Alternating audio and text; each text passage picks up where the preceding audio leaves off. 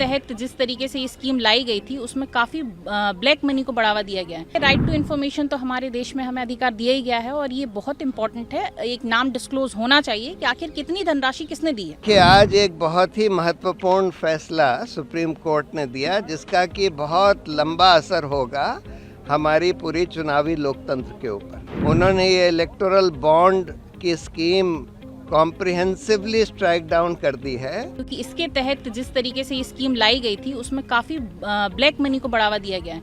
एक ट्रांसपेरेंसी नहीं है इसमें, आप किसी का नाम डिस्क्लोज नहीं हो रहा। इसके पहले नाम डिस्क्लोज होता था और एक निश्चित 2000 रुपये से ज़्यादा आप अगर नहीं दे सकते थे कैश में। अब इन्होंने कितने भी रुपए आप जो है बॉन्ड खरीदिए बैंक में जाके और पार्टी को डोनेट कर दीजिए। इससे ट्रांसपेरेंसी तो पूरी तरीके से खत्म हो गई और निश्चित रूप से कहीं ना कहीं डेमोक्रेसी के लिए बहुत बड़ा खतरा है। तो मैंने इसमें पिटीशन दायर करी थी कि इस स्कीम को रद्द किया जाए। It should be transparent. लेकिन सुप्रीम कोर्ट ने ये भी कहा है कि जो जानने का अधिकार है आरटीआई के तहत तो नागरिकों को मिलना ही चाहिए। निश्चित रूप से देखिए ये तो इम्पोर्टेंट है ही। जब तक नाम डिस्क्लोज नहीं होगा तब तक काफ़ी सारे मुद्दे हैं जो सामने आएंगे और काफ़ी सारी परेशानियों को साथ लेके आएंगे। जितना भी ब्लैक मनी है या मनी लॉन्ड्रिंग है वो एक बहुत बड़ा मुद्दा है जो इस चीज़ से जुड़ सकता है इन फ्यूचर।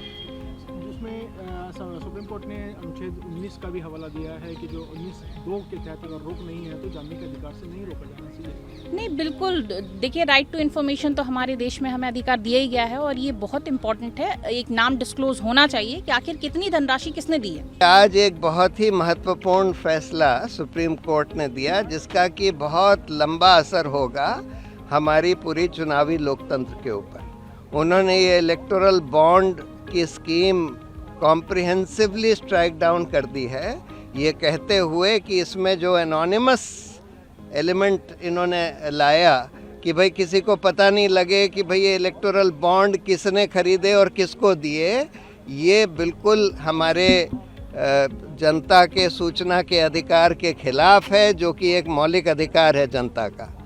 और साथ में उन्होंने तो ये जितने भी अमेंडमेंट्स आए थे कंपनीज एक्ट में, इनकम टैक्स एक्ट में, रिप्रेजेंटेशन ऑफ पीपल एक्ट में, सबको रद्द कर दिया इलेक्टोरल बॉन्ड स्कीम को जो ला रहे थे। दूसरी बात उन्होंने ये भी बोला है कि ये जो अमेंडमेंट करा गया था कि कंपनीज जो हैं कितना भी पैसा पॉलिटिकल पार्टीज़ को दे सकती हैं। पहले जो रिस्ट्रिक्शन था कि अपना एनुअल प्रॉफिट से 7.5% से ज़्यादा नहीं दे सकती, वो भी रद्द कर दिया है कि ये हमारे इलेक्टोरल डेमोक्रेसी के खिलाफ है क्योंकि ये लेवल प्लेइंग फील्ड को हटाता है और बड़ी बड़ी कंपनियों को इलेक्शन इन्फ्लुएंस करने देता है। साथ में उन्होंने ये भी बोला है कि जितने भी इलेक्टोरल बॉन्ड्स खरीदे गए और जो जमा करे गए पॉलिटिकल पार्टियों ने जो अपने खातों में जमा करे, उसका पूरा ब्यौरा स्टेट बैंक ऑफ इंडिया जिसके पास ये सारी इन्फॉर्मेशन है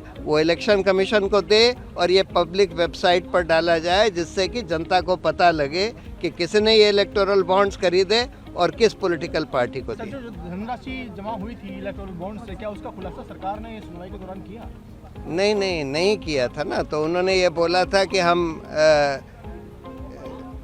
एक इंटरिम ऑर्डर था कि भाई ये तुम सारा इंफॉर्मेशन रखो इसकी और इलेक्शन कमीशन को सील्ड कवर में दो। तो अब उन्होंने बोला है कि ये सारी इंफॉर्मेशन जो है जो अभी तक सील्ड कवर में थी वो सारी अब पब्लिक करी जाएगी और एक पब्लिक वेबसाइट पर डाली जाएगी।